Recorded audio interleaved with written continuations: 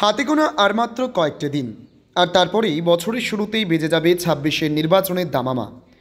আর সেই আবহের মাঝেই ফের বীরভূমে যেন তৃণমূল কংগ্রেস অস্বস্তিতে।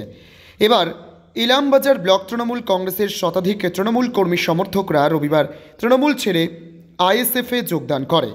উল্লেখ্য, এদিন বোলপুরে আইএসএফের দলীয় কার্যালয়ে ইলামবাজারের তৃণমূলের কর্মী সমর্থকরা উপস্থিত থেকে বোলপুর বিধানসভার দায়িত্বে থাকা আইএসএফ নেতা মনসুর রহমান খানের হাত ধরে যোগদান করে। যে সমস্ত তৃণমূলের কর্মীরা সদ্য টিএমসি ছেড়ে আইএসএফে যোগদান করলো, তাদের অভিযোগ শাসক দল ঠিকমতো এলাকায় কাজ করছে না ও বর্তমানে যে আপৎকালীন পরিস্থিতি দেখছে, এতে আমাদের প্রচণ্ড ক্ষতি এবং সাধারণ মানুষেরও অনেক অসুবিধা হচ্ছে।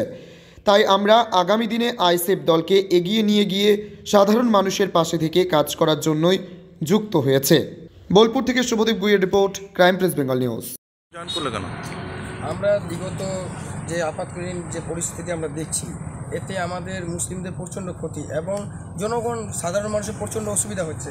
সেক্ষেত্রে আমরা আগামী দিনে নওশাদ ভাইজানের সঙ্গে একত্রিত হয়ে আমরা দলকে এগিয়ে নিতে চাই এবং সাধারণ মানুষের কাছে থাকতে চাই এবং আমাদের সমস্ত রকমের সুবিধা অসুবিধা ওনাকে বলতে চাই।